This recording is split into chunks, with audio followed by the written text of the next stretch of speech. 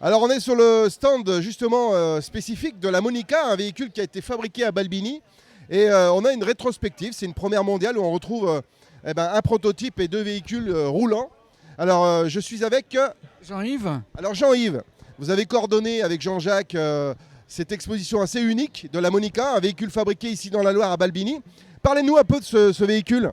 Alors ce véhicule est le prototype numéro 24 que j'ai trouvé à Nîmes en 2008, qui était non roulant, incomplet. Et à force d'acharnement que j'ai pu remettre roulant parce que son ancien propriétaire l'avait gardé 25 ans sans pouvoir rouler avec. Alors ce type de véhicule évidemment, ce sont des prototypes ou des séries très courtes. Qu'est-ce qu'on retrouve comme moteur, comme châssis, comme type de carrosserie? Comment ça s'est fait à Balbini? Comment ce carrossier de Balbini a conçu ce véhicule et quelle est son histoire? Alors c'est une usine qui fabriquait à la base des wagons de chemin de fer. Et son patron, M. Jean Tassevin, a voulu produire une voiture de prestige française parce que la marque Facel Vega avait fermé en 64. Donc lui qui conduisait des voitures de sport de prestige a voulu sa voiture en 4 portes parce qu'il avait 2 filles. Et ils sont partis de rien. Et une équipe de passionnés, une équipe d'acharnés ont réussi à mettre à bien un projet. Et tout est fait spécialement. Même le moteur, le châssis, tout est fait sur mesure. Le châssis, tous les roues, les pare-brises. Si vous pétez un pare-brise, c'est une catastrophe. Si vous pétez un pare-choc, c'est une catastrophe. Un feu, tout est... les rares pièces qu'ils ont pu trouver en grande distribution, même rares, ont été modifiées pour pouvoir être ajustées sur la voiture. Ah oui, donc rien n'est simple dans ce véhicule. Alors c'est vraiment, tout est fait pour passer uniquement chez eux là. Tout à fait. Le moteur, en 73, ils ont décidé de mettre un moteur Chrysler. Et comme il n'était pas suffisamment puissant pour la voiture, ils ont décidé de le préparer pour lui donner plus de chevaux et pour qu'il monte plus encore dans les régimes. Alors on a quoi comme type de moteur là? C'est combien de chevaux et quelle cylindrée? C'est un Chrysler V8 5 litres 6, donc c'est un 340 cube hitch qui a été préparé à l'usine avec des pistons spéciaux, des arbres à cam et des culasses et une admission spéciale pour développer jusqu'à 285 chevaux pour pouvoir monter jusqu'à 6000 tours. Parce que d'origine, les moteurs américains tournent doucement. Alors la question, cet entrepreneur qui voulait vraiment une voiture en s'inspirant de Facel Vega, comment ça se fait qu'à la fin, à la fermeture de Facel Vega, il n'a pas pu racheter la marque et la développer? Ça aurait été pertinent à cette époque. Il était propriétaire de la marque, mais sachez qu'en 73, il y a eu la crise du pétrole. Les voitures de prestige qui consommaient beaucoup sont devenues, et on va dire, à la limite, c'était très malvenu d'avoir une grosse voiture et de consommer quand quelqu'un à côté de vous n'avait pas les moyens d'acheter et de faire son plein. Donc ils ont préféré jeter l'éponge parce que cette marque aussi était naissante, personne ne la connaissait. Et elle n'aurait pas pu suivre cette crise, elle n'aurait pas pu survivre à la crise parce que les SM, ils en faisaient 5000 et ils sont passés juste après à 300 parce qu'ils n'arrivaient plus à en vendre tellement elles consommaient. Alors pour vous, c'est un sacré investissement parce que vous récupérez, vous trouvez ce véhicule fabriqué à Balbini vraiment en pièces pratiquement uniques. Vous prenez alors il y a de l'investissement, il y a du temps, il y a de l'argent, il y a de la construction de pièces parce que forcément il n'y a pas forcément des pièces. Et on voit en plus l'intérieur avec une facture de cuir, d'aménagement. C'est magnifique ça. C'est énormément d'heures effectivement. C'est beaucoup de passion, beaucoup d'investissement et un acharnement terrible. Un acharnement terrible à vouloir la faire rouler. Et les assureurs, ils vous suivent là-dessus parce que pour les pièces détachées et tout ça, ils vont pleurer si jamais vous avez un... Vous savez, à 19 ans, je suis tombé sur un article de cette voiture. Et à 19 ans, j'ai eu le coup de foudre quand j'ai vu la voiture en couverture.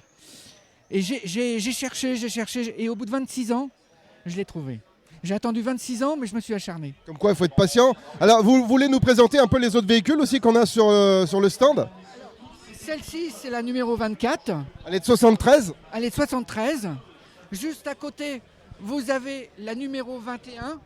Elles n'ont que 3 numéros d'écart. D'accord. Celle-ci a été vendue neuve en Angleterre et ensuite ses propriétaires actuels l'ont rapatriée en Hollande ou aux Pays-Bas plus exactement. Et à côté, la troisième... Ah, c'est un prototype ça, on dirait. Alors c'est un prototype, c'est la voiture prototype qui se rapproche le plus de la carrosserie finale, puisque L'usine a décidé de faire un master en bois chez Chaperon. Et c'est Vignal qui a formé la carrosserie. C'est l'unique exemplaire qui a été fait par Vignal, d'après les dessins de Tony Rascanu. Alors celle-là, elle roule pas. Elle va rouler un jour. Donc le propriétaire qui a acheté donc, ce prototype, c'est un sacré enjeu de vouloir la remettre en route, quoi. Et je l'applaudis et je vais suivre sa restauration. Ben, on aimerait suivre ça aussi parce que la ligne de ce véhicule, effectivement, qui s'inspire des grandes berlines de luxe de l'époque, avec du grand volume, et je pense que le confort aussi à l'intérieur doit être assez exceptionnel. Tout à fait. Alors, oui, mais la partie technique a été faite par quelqu'un qui a gagné au Mans, un Anglais qui a gagné au Mans sur Morgane. Et vous avez un châssis tubulaire comme sur une Formule 1. Vous avez une direction en hauteur que je peux vous faire voir comme sur une Formule 1. Et vous avez une suspension à bras cantilever inversé comme sur les premières Formule 1. C'est une voiture de course adaptée pour la route. Ah bah on va aller regarder. Est-ce que vous voulez voir le moteur? On peut aller voir le moteur alors, on va passer par là. Venez voir, vous allez voir, c'est unique, hein. Vous êtes les privilégiés, vous. Hein. Vous allez voir. Regardez l'intérieur déjà. Pour l'époque, écoutez le bruit, c'est des portières électriques, elle est électroaimant. En électroaimant, portière électroaimant, bah, c'est... C'est le bouton pour ouvrir la portière. C'est le bouton pour ouvrir la portière, le petit bouton rouge. On ouvre le capot. Regardez l'intérieur. Les compteurs sont gravés à la marque de la voiture et au nom. Magnifique intérieur. C'est en ronce de noyer. Oui, tout à fait.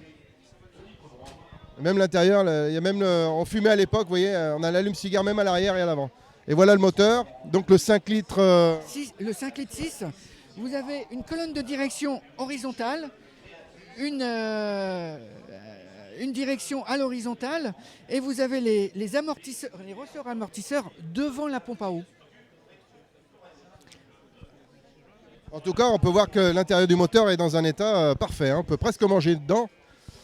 On voit que c'est entretenu. Et vous roulez un petit peu avec, vous allez faire des petits tours, vous allez vous promener un petit peu?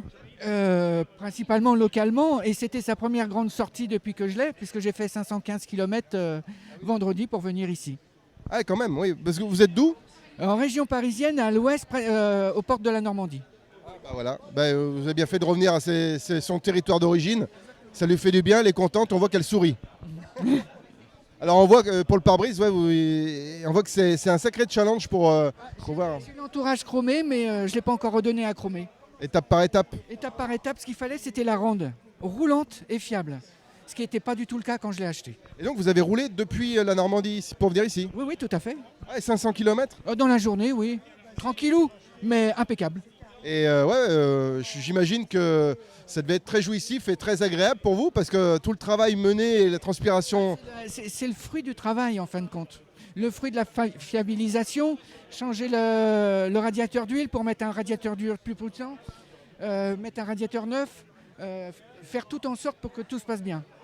Bah, bravo en tout cas, félicitations. Bah, écoutez-vous qui êtes sur 42 TV tout au long de la semaine, qui regardez la Monica. Je suis sûr que sur internet vous allez trouver des choses assez extraordinaires. Et en plus on a des couvre-culasses où on voit que ça a été fait à Balbini. Vous voyez, c'est marqué ici avec les couvre-culasses et on voit que ça a été fait vraiment fabriqué ici dans la Loire, un véhicule 100% ligérien. Et c'est une chance d'avoir cette exposition ici à Feur. On continue notre visite. Alors je suis avec une personnalité, je suis avec Maurice Farison qui a conduit la première voiture. Alors racontez-nous un petit peu cette histoire assez extraordinaire. Ah bah oui, parce que je travaillais au wagon. Avant, j'étais magasinier et j'avais connu M. Tibal. Il m'a dit, tu as ton permis? Je lui ai dit, oui, j'ai le permis de conduire. Il me dit, j'ai des clients à emmener. Où? À Boutéon. J'ai dit, si tu veux, je te les emmènerai. Et c'est de là que le patron m'a connu, M. Tastevin, il m'a connu. Et il m'a proposé plusieurs fois de conduire sa femme et ses enfants partout. J'ai fait toute la France avec eux. Voilà. Et M. Léninger, qui était directeur de l'usine à l'époque, qui habite d'ailleurs à Feur, pas bien loin de chez moi. C'est lui qui aussi après, j'ai continué à travailler sa femme, ses enfants. Vous étiez le chauffeur officiel alors? Voilà, j'étais le chauffeur officiel après. Alors quel ressenti vous aviez quand vous conduisiez une voiture comme ça? Oh là là, ça me faisait un peu peur au début, puis après j'ai conduit. J'ai conduit une fois au Costelet avec M. Tastevin. 227 km/h. Alors c'était en quelle année ça, la première fois que vous avez essayé? Oula, ça. 73, 74? Oui, mais c'était impressionnant. C'était impressionnant. Parce que la hauteur était déjà encore assez importante et ça me. J'ai pas l'habitude, quoi. Alors j'ai conduit 2-3 fois, j'ai fait le Boutéon, Balbini Boutéon, une ou deux fois pour m'habituer un petit peu. Et puis après, hop, on est parti au Castellet. Bah, merci de ce témoignage. Passez une bonne journée. C'est émouvant de voir ces 3 voitures ici, hein. Ah oui. Celle-là, je l'ai conduite. Ouais. Oh là là. Eh ben, bonne journée à vous.